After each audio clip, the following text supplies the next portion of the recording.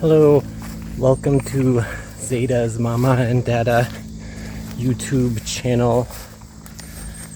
This is a video about me hiking and huffing and puffing because I have asthma and can't breathe good.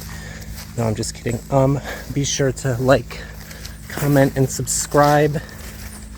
I'm getting eaten by mosquitoes. That's cool. No, this is a video about being a passport bro, which I don't think of myself as a passport bro because that became a thing shortly after I started doing it. And I think I was the last guy to do this before we all became passport bros.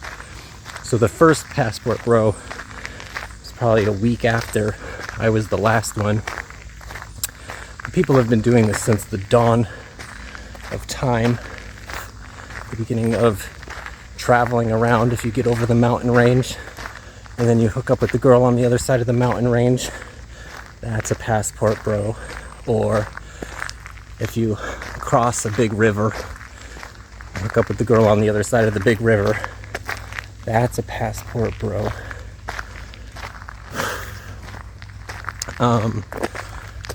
My thing was that I really don't like flying. I can't go uphill because then I won't breathe good. You see all these bugs in this video? Anyway, I don't like flying, so I didn't want to go to the Philippines because I didn't want to fly there.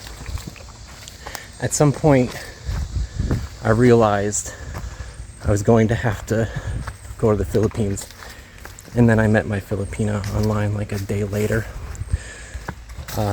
The other thing was I don't like paperwork, which is kind of funny because there's so much paperwork involved with being a passport bro.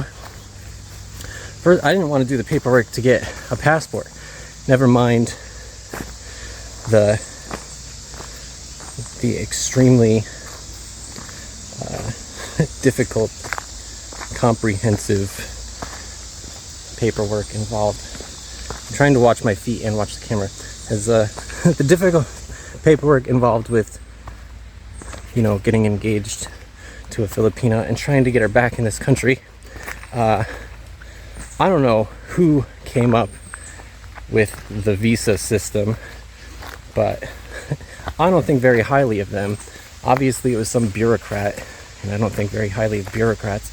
All my problems in this world comes from bureaucracy, and if you want to be a passport bro, you're going to have problems with bureaucracy also, because the system, I was doing this during COVID. That became one of the biggest challenges. For one thing, they made me inject myself with poison, and I didn't want to do that, and I thought it would be bad, and it was a lot worse than I thought it would be. I have headaches to this day. I never had a headache a day in my life, but as soon as I got that vaccine, I had crippling headaches for like 3 months, and then they started becoming less frequent, but they still, when the conditions are right, I still get these vaccine headaches. So that was the sacrifice that I made for the woman I love and my future baby. It was a nice creek. It was on this trail. You're gonna see me walking through where there is no trail, which is kind of funny. That's one of these things I use the sword for, as I stick it out in front of my face to catch all the spider webs. I'm gonna do that. I hope not too much of this video was my chin and upper chest. I'm trying to keep it on my face, but every time I look down, the camera goes down. So I got vaccinated and I got a passport. And the other thing you need to know about being a passport bro is it's expensive. People on the internet, they talk about, yeah, just get your passport. Okay, but did you get a job? Do you have a good job that's gonna provide an ass load of money to, every time you get to another step you're gonna need more money. Because I mean, those airplane tickets aren't cheap, especially during COVID. They were really expensive. I guess they used to be more affordable, but COVID jacked the price of the airplane tickets up. So every time you need an airplane ticket, that's what, a couple $1,000. It'll be like $1,800 one way, and then like $800 to come back for some reason. I guess it's more expensive to go there than to come back. I don't know. I kind of don't pay attention because I don't like to think about money. And anyways, and you also got to pay for while you're there, and you lose the money from the time you took off of work. So it costs you money to go. You got to pay for, you know, hotels and food and stuff while you're there, which, you know, some things in the Philippines are cheap. Whoa. And some things in the Philippines are not cheap. And it all kind of adds up to, you know, I don't know, if you're a regular guy, you know, it's expensive.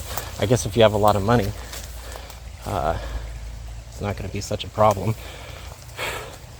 It's not really a problem. I mean, it's affordable, I guess. I didn't have a problem, but it was not easy either. Oh my god, I'm getting eaten alive. Where am I going? Here's some more of this creek where it forks. So I went over to the Philippines, and I got with my Filipina, which was excellent because it's a lot of anticipation, you know. I don't know why it took so. I think the paperwork was the hardest part. I probably could have gone over, you know, pretty easily, except the paperwork was so ridiculous. Trying to find the trail again, I had to go off it. You know, you got to wait for the passport to come back. Then you got to wait for the Philippines to open up because the communist New World Order locked down the planet or whatever, you know. The globalist agenda.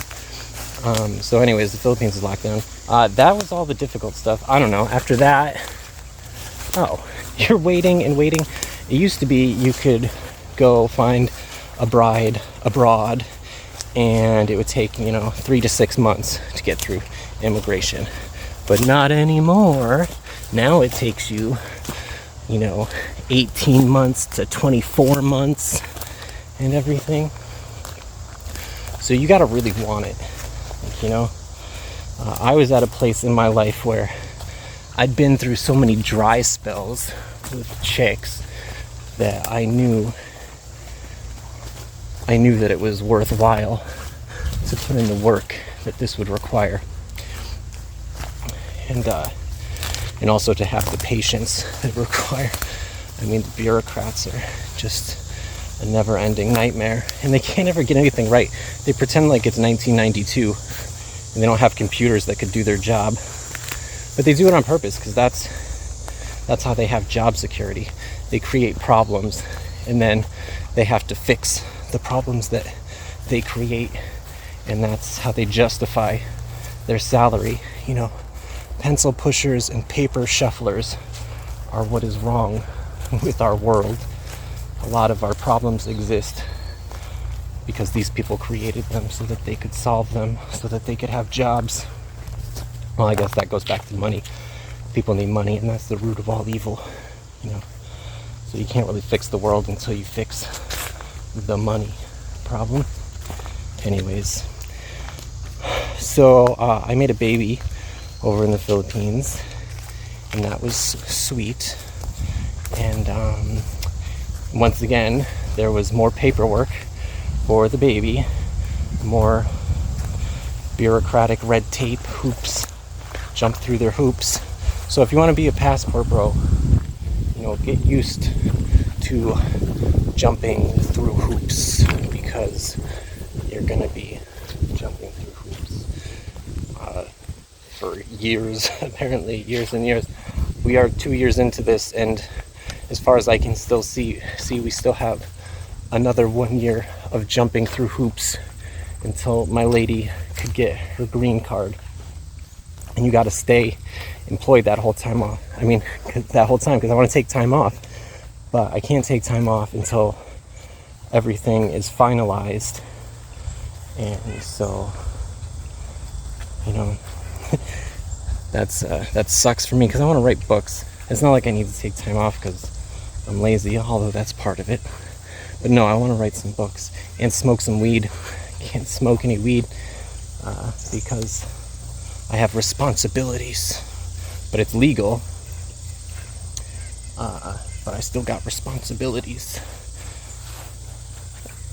You know, I have to measure up to a high standard. This is this pond where I do Tai Chi. Over here is the spot where I do Tai Chi. That's where I'm going.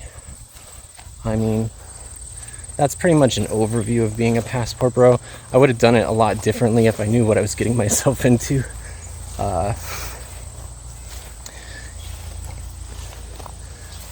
Maybe not. I don't know.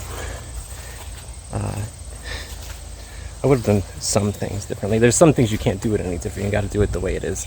But I mean, some guys, they're going to tell you different things about finding a chick. And they're going to say, don't rush into anything. You got to make sure it's the right one. Make sure she's the right one. I mean, first off, you should know she's the right one because that's the one that's, you know, interested in you. Right? That's yours. If she wants you and she likes you, who do you think you are? You know, that's yours. And then, you know, and if you don't take them seriously, why should they take you seriously? And if you want to go try and find a better one and everything, they're gonna go try to find a better one too. You know, you're not the best there is. You're just some guy. And, you know, there's a cosmic pattern. There's an electromagnetic force that brings you together, and that's called destiny, you know, and fate. And so the one that you find yourself talking to, attracted to, don't question destiny, don't question fate. That one is yours. You know, you think it's a big world. It's not a big world. It's a small world. You'll know the one who is yours. Don't go looking around for, you know, the most perfect one, because you're gonna miss the correct one. The correct one is the one that is right in front of your face. So don't listen to these other guys and say, don't rush into anything. Take your time. Figure it out. These are a lot of times single guys saying that, and it's like, and they're like, I'm single because, you know, I'm picky. It's like, you're not picky. You just screwed it up. At some point in time, you took your own advice and it was no good. So, you know, the one that chose me, she was perfect for me, and I'm sure the one that chooses you, she will be perfect for you. Obviously, I guess this is a video for guys. I don't know what to tell women. I'm not a woman. Anyways, thank you for watching our YouTube channel. Please be sure to like, comment, subscribe, and I will catch you on the flip side. Hang on a second. How do I turn this? My hands have a foot in this. Okay. Deuces.